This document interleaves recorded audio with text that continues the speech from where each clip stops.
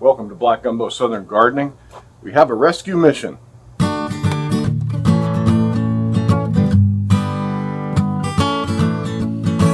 Well, I've doubled my apple tree inventory overnight. I've got 5 apple trees in my backyard in the ground, and now I have 5 apple trees in containers. And these apple trees arrived to me as rescue plants. The person who had these plants placed the order at the same time and from the same place, from Cuffle Creek Nursery, and we all got these apple trees at the same time. So they're about the same growth as the ones in the backyard, but they're in containers. And well, I'm rescuing them because they've been a bit neglected, and the owner couldn't keep up with them. So we're going to see if we can grow these in containers. You're not supposed to be able to grow these in containers. Ken over, I think it's Ken over at Cuffle Creek, he's like, you don't put these in containers, they won't do well. Well, there they are. That's what we have to work with. These apple trees are in different states of disrepair and health. Some are really good, some are not so good, but we're going to try. It's worthwhile. Can you grow apple trees in containers? I don't know. Let me show you what we've got. Our first tree here, what is it? This is a akane. All right. It's a long whip with some side branching, but the side branching's all coming out on one side. Here's one going this way a bit. Yeah, this tree is in at least good health. It's alive and doing well. It didn't succumb to the drought. Yeah, you can see here, this is the rootstock, and there's the scar where the graft was made, and it just grew up as a whip. We can work with that. We might need to set back a year or two and top this tree and force out some new branching to get a good form, but that's okay. When you're dealing with fruit trees, you've got time. You've got to understand that it takes time.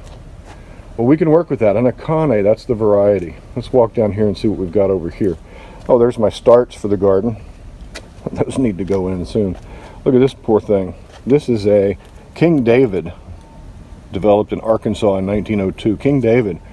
Okay, well, it gave in to the drought. This one was not watered well, and I'm not sure this one's going to recover. The only good thing that's going on here is there's still green cambium flowing in these branches. This tree is probably still alive, and it's off to a semi-good start. The owner tied these branches to get them to go more horizontal. They can be pulled down a little bit more. But here's what I was showing you in my last video about shaping apple trees. Check this out. This string, I don't know if you can see that.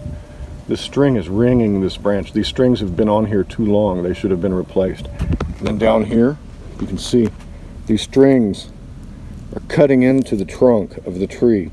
We need to remove these pretty quickly and restring this tree. Tie some new strings in a different area and remove those as soon as you see them start to cut into the bark like that. Yeah, we don't want that. But this King David, well, it's kind of often okay shape. The problem with this tree is all of the scaffolds come from the same place on the tree. This makes a weak union when the tree gets older. All these branches coming off the same bit of tissue, that's going to be weak, and these branches will be prone to break under their weight. We'll have to keep this tree pruned pretty good to keep the weight off of these unions here. But we can grow this as an open center tree. I think we can work with that. If it pulls through, we'll see. Let's go down and look at this other one. Our third tree we're going to look at today is a Hawaii variety of apple. And here it's growing. It's nice and healthy. It did not succumb to the drought. Nice and tender. And yeah, it looks good. The only problem is we have 2 main leaders going up, 2 central leaders, and all this branching is coming from the same spot. That's going to be a weak node. So what we're going to need to do with this tree is choose one of these and kind of begin starting over, training this tree to branch where we want it to branch. Another thing we could do with this tree if we wanted to is take these and bend them down and make a horizontal espalier style of growth habit. But this is in a pot. It's out here where I can't set up a system to rig this to, some wires. So we'll have to think about this one. This is a healthy tree, but it's all out of whack in its growth habit.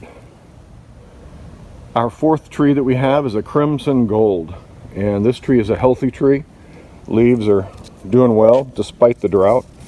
It's got a central leader here, and it's got some branching that we can work with. It's in good shape. This tree, it'll require a little bit of cleanup and pruning and training. See how these branches are all growing vertical? We want these branches to be horizontal if possible. So we'll select some branches on here and tie them down so that they form themselves into horizontal scaffolds. And we can grow this one as a modified central leader, and that will work for us. Here we have a red rebel. And this red rebel has some damage, a little bit of damage, starting to give up the ghost on some of these branches. But that's okay. It's alive and well, and will bounce right back. Now this one has all of its branching kind of in the same area, and if we take these off, that's not even taut right there. We take these off, we'll find that this is a good scaffold branch, but the problem is they're all kind of coming from the same area. We'll have to think about this one too. We might just might go for it. Nice little mushroom farm going on down there. Yeah, so a red rebel, that wraps up my apples that we have rescued and are going to work with. Can we do it? All these apple trees come from the same batch of the same order that we all made from Cuffle Creek Nursery. These are apples that are subtropical tolerant. One of them in my backyard was even developed here in Houston area. So these should do fine here. There are challenges with these kinds of apples.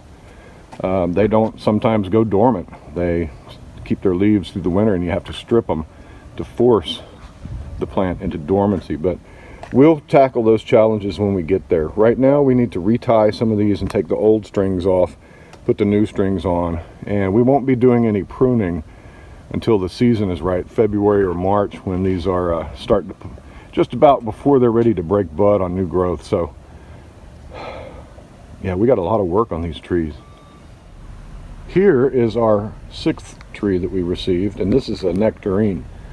And it is not uncommon for nectarines to blossom in the fall, and that's what we have here.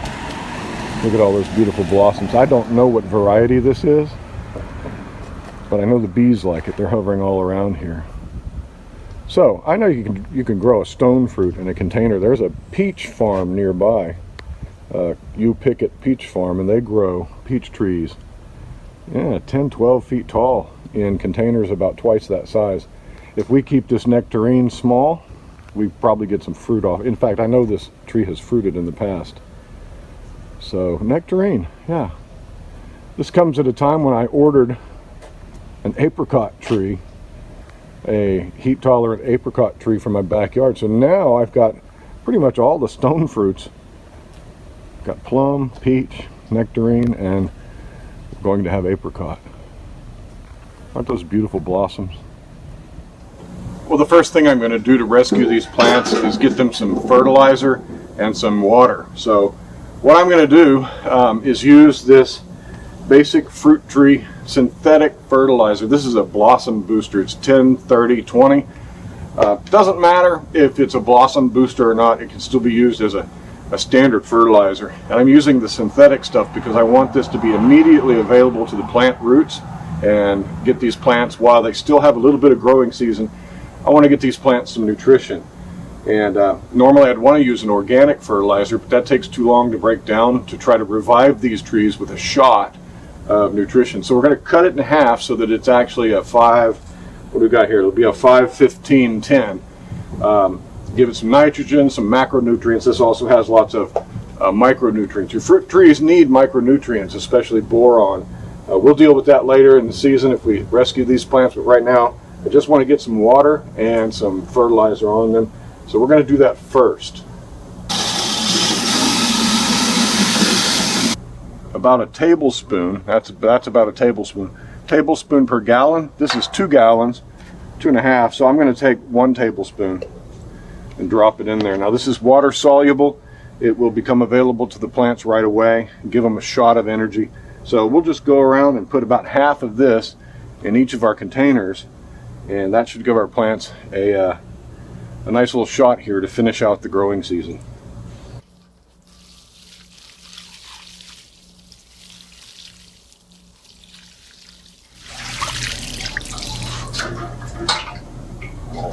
on the line there. There we go. Now, once again, if you're growing in containers, it's your responsibility to feed your plants because they're going to exhaust the nutrition in this soil really quickly. The best way to do that is with compost top dressing. That's my opinion. And with liquid fertilizers that are organic in nature, like fish emulsion, things like that. But for now, we've got to get these plants some nutrition right away. That's why I've chosen to use the synthetic fertilizer. At the end of the day, a nitrogen molecule is a nitrogen molecule, whether it is derived from something natural or derived in a laboratory. It's still a nitrogen molecule, and there's no difference.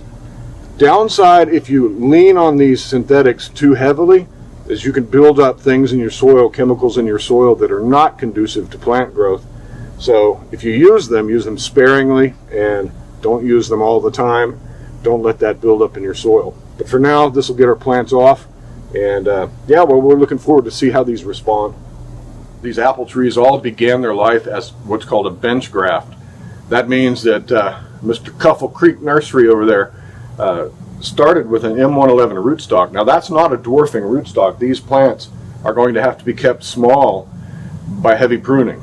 You can keep a tree small if it's not a dwarfing rootstock by controlling its growth. But these all started with a 1-inch piece of scion wood grafted to the top of about a 10-inch long piece of rootstock, and they were all bare root trees when we bought them.